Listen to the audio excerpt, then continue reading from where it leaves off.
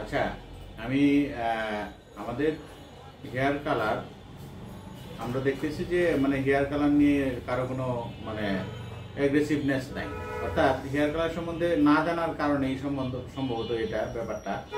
কিন্তু hair colour সম্বন্ধে জানানোর জন্য আমি আজকে মানে তোমাদেরকে এই কথাগুলো বলছি যে প্রোডাক্ট নলেজ এমন একটা জিনিস, হেয়ার কালারের কিন্তু জানার অনেক কিছু আছে, তাই না?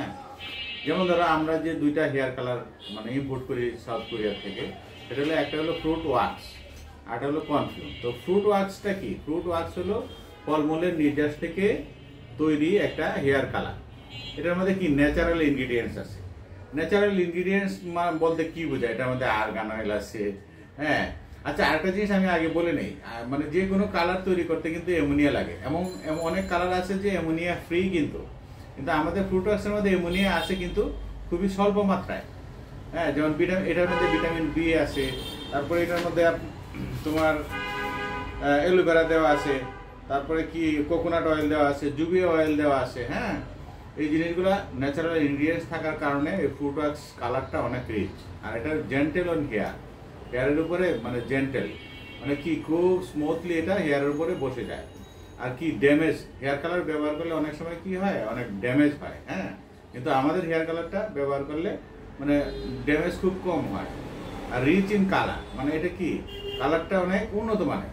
আর ময়েশ্চারাইজিং প্রপার্টিজ আছে, এটাতে আমি আগেই বলছি যে এটার মধ্যে কি কি আছে, জবিয়া অয়েল, আর্গান অয়েল, এই ধরনের উপাদানগুলো এখানে মিক্স করা আছে, গ্লিসারিন দেওয়া আছে, কেরাটিনের মতো তোমার পুষ্টি দেওয়া আছে, যে কারণে এটা কি মানে ময়েশ্চারাইজিং প্রপার্টিজ এটার মধ্যে আসেই। আর অ্যান্টিঅক্সিডেন্ট বেনিফিট, এই যে আমি যেটা বললাম যে পুষ্টি দেওয়া আছে, আর্গান অয়েলের মধ্যে অ্যান্টিঅক্সিডেন্ট আছে, অ্যান্টিঅক্সিডেন্ট বেনিফিট এটার মধ্যে আছে, হ্যাঁ। আর এটা কি ইকো ফ্রেন্ডলি। ইকো ফ্রেন্ডলি বলতে কি বোঝায়? মানে এটা পরিবেশ বান্ধব, এটার মধ্যে মানে ব্যাড স্মেল বলতে সেরকম কিছু নাই। এটা কালারটা মানে এমন একটা সুন্দর কালার যে লং লাস্টিং হয়। নিচে থেকে গ্রে হেয়ার অথবা যে কালারটা ইউজ করে ওই গ্রে মানে যদি ব্ল্যাক হেয়ারের উপরে যদি কেউ ইয়ে করে গোল্ডেন কালার করতে চায়, তাহলে ব্ল্যাক হেয়ার না বের হওয়া পর্যন্ত তার ওই গোল্ডেন কালারটা উঠে যায় না। এটা হলো আমাদের এই কালারের মানে অ্যাডভান্টেজ। আর আরেকটা অ্যাডভান্টেজ হচ্ছে যে এই কালারটা 10 মিনিটেই কালার হয়ে যায়, কিন্তু 30 মিনিট রাখা ভালো। আর কনফিউম যে হেয়ার কালারটা, এটা হলো লং লাস্টিং কালার, তো অবশ্যই জেন্টল অন হেয়ার, মানে খুব মানে ভালোভাবে চুলে আলতুভাবে লেগে যায়। আর একটা অ্যাডভান্টেজ হলো যে এটা অ্যামোনিয়া ফ্রি, অ্যামোনিয়া নাই। অ্যামোনিয়া কিন্তু হেয়ার কালার তৈরি করতে লাগে, এটা অ্যামোনিয়া ফ্রি। আর রিচ পিগমেন্ট মানে এটা মানে এমন একটা পিগমেন্ট দিয়ে তৈরি যে তোমার এটা মানে ওই কি বলে এটাকে, রিচ পিগমেন্ট বলতে বোঝাচ্ছে যে এটা খুব লং লাস্টিং হচ্ছে, হ্যাঁ।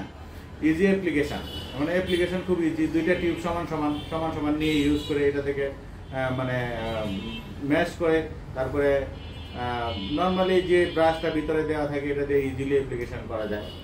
আর আরেকটা কি কন্ডিশনিং ইফেক্ট, আমরা হেয়ার মানে কি বলি হেয়ার কন্ডিশনার ইউজ করি না, এটার মধ্যে কিন্তু এমন কন্ডিশনিং ইফেক্ট দেওয়া আছে যে মানে কন্ডিশনার ইউজ করা লাগে না, এমন কন্ডিশনিং ইফেক্ট। আর ফ্র্যাগনেন্স সেন্সিটিভ, অর্থাৎ এটাতে মানে ওয়ার্ড স্মেল বা ব্যাড স্মেল যেটা আমরা বলি, হ্যাঁ, এই মানে এইগুলা নাই।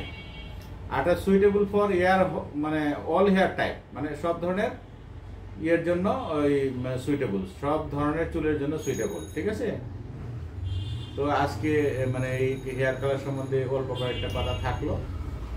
অন্যদিন আমরা অন্য আরো একটা প্রোডাক্ট নিয়ে আসবো।